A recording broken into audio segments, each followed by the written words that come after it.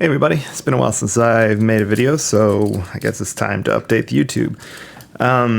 What we'll do today is we'll look at Bitcoin and get sort of a complete top-down picture, where it's at, where it could be going. I'll show you some of the stuff that I do with market cycles and like some potential future outlook. We'll kind of go over market structure, what that means and like how to use it. And at the very end, we'll kind of finish off with some basic support and resistance, how to plot that and how you could use it in your trading. Yeah, let's get to it.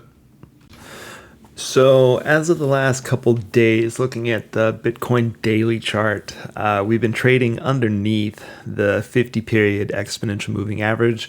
The 50-day EMA is like a really good measure of trend. The 50 period I use on multiple time frames, but the 50-day EMA is like really good for determining your daily trend bias.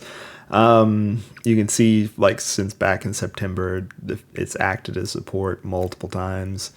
And now that we've like failed here and broken underneath it, it'll be acting as resistance. You could draw like an ascending trend line, let's say from like here, connecting all these lows, and we broke that, failed, and precipitated this dump here and failed to support there, and it's now established like a newer low that we can use on the trend line here, connecting these lows. And if we fail that, then the last connecting trend line would be down here. So maybe this would be a potential area of support, but I don't really like using trend lines as support. It's kind of hypothetical. But anyways, we're trading below the 50-period EMA, so that's typically bearish. One of the things that I like to also analyze and do studies on, it's kind of neat, is price cycles. So I'll flip over that chart real quick. This is the Bitcoin daily chart. The blue line here is, we'll go with this one. The dark line, the black line here is the daily close of Bitcoin. And this blue line, the blue wavy line, is a price cycle forecast. It's not connected to the price chart. It's connected, or it's not connected to the price scale. It's connected to the time scale here on the bottom. So it's not saying that like price is supposed to be at 48,000. It's saying that like the peak of like the cyclical peak of Bitcoin is, around end of January, and then it'll be technically like cyclically it'll be falling until like mid-February. But anyways, what this is you take it's a computer model that analyzes all the closing prices of Bitcoin, and it tries to pull out repetitive price cycles. And in doing so, you can create a model of how those repeating cycles will play out. And it's showing that there was a peak, a cyclical peak in Bitcoin, and that it'd be in a decline until May. And that's sort of falling in line here with our declining price through the last couple days. So how I use this with my charts is like around the beginning of May is when I'll be looking for some sort of, like around May is when I'll be looking for some bullish price action to start, looking for bullish price action to resume a long bias. This kind of gives you like a potential heads up into when like repeating cycles might be occurring in price. So potentially early May we'll have like another rally through like the beginning of June, and then we'll have a fallout in price again into July. But we'll see how that goes. It also lines up with the Bitcoin dominance chart. This cycle has like been really, really accurate. You can see how the cycle has really fit well with the peaks and valleys in price. And it's saying that like Bitcoin price like coming up pretty soon, like peaking in May. Like, so we should have like Bitcoin dominance will start to increase, which will, mean an increase in price. Like Bitcoin dominance is the measurement of money flow, where if Bitcoin dominance is high, then that means more money is in Bitcoin than it is in all the altcoins. So we should have money like this. The repetitive cycles of Bitcoin dominance are showing that there could be money flowing back in Bitcoin out of alts in like May. So like the altcoins will start to fall out for a little bit, and then they'll get another, like altcoins will have another peak in like July sometime. Ethereum dominance, I'm still working on this one, but well, actually I'm going to skip this because I still have some work to do on that. But anyways, sorry, we'll get back to Bitcoin here. All right, so we're going to look at market structure and determine some support and resistance areas we can look for. You'll want to start from like the top down. So you use like the daily chart and work backwards from there, depending on like what time frame you want to trade in. In determining your daily range, you'll want to use the most recent highest high and the most recent lowest low. So this would be the most recent lowest low, and this would be the most recent highest high. So like you have a highest high and then the lowest low there.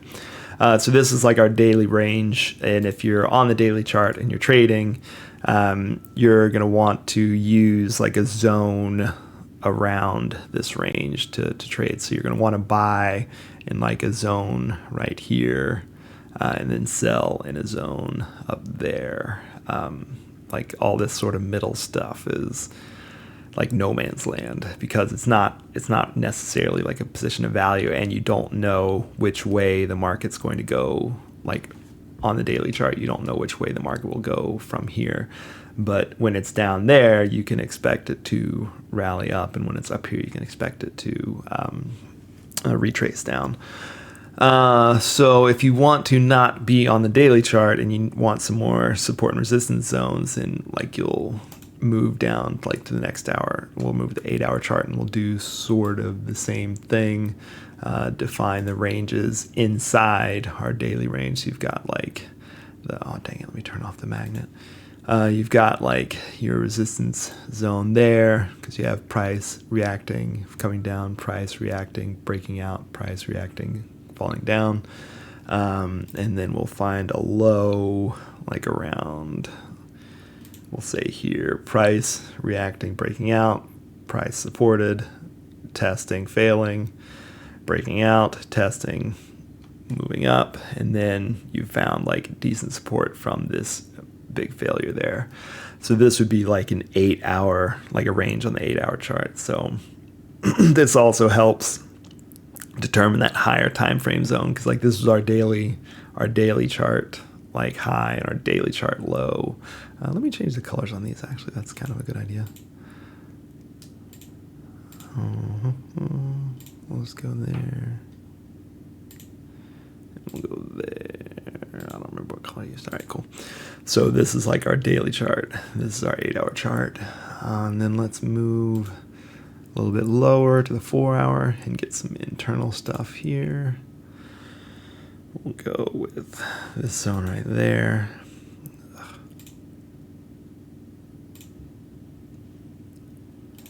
And this zone here. So you have like, actually move it down some.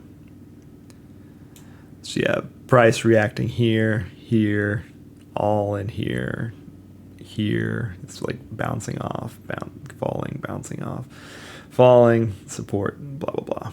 You know, same thing, support, failure. So this gives you like smaller ranges to work with inside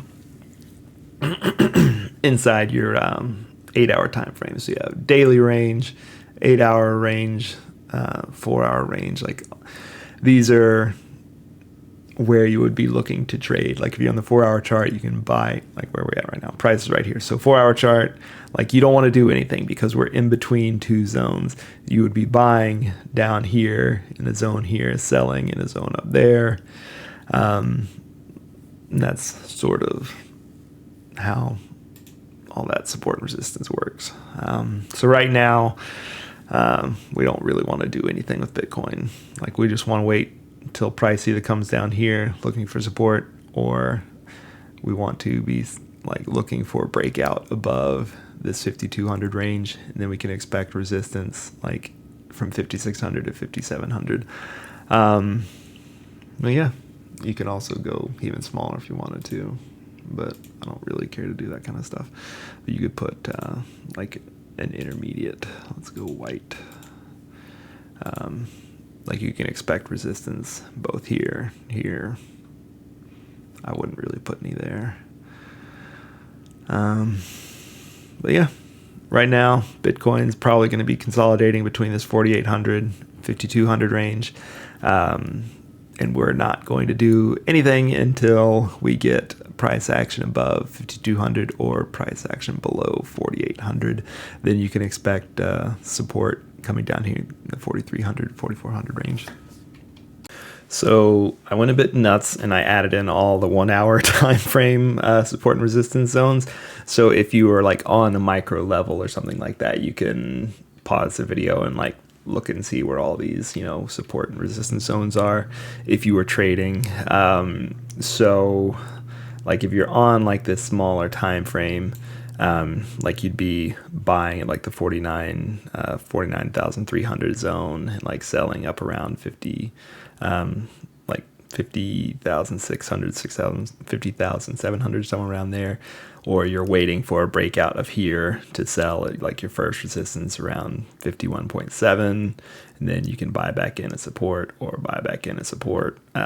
Like I wouldn't really like trading on this macro type level, or excuse me, micro level, but you can see where price is like hanging up whenever it gets into an area. Like it rests here trying to break above, but it fails.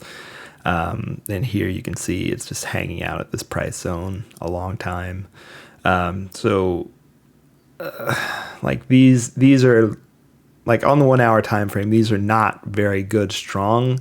Like all the white lines aren't very strong. The red ones would be more important ones, and the bluer ones would be, like the white is the 1 hour, the red is the 4 hour, the blue is the 8 hour, and then the yellow is like your daily time frame. So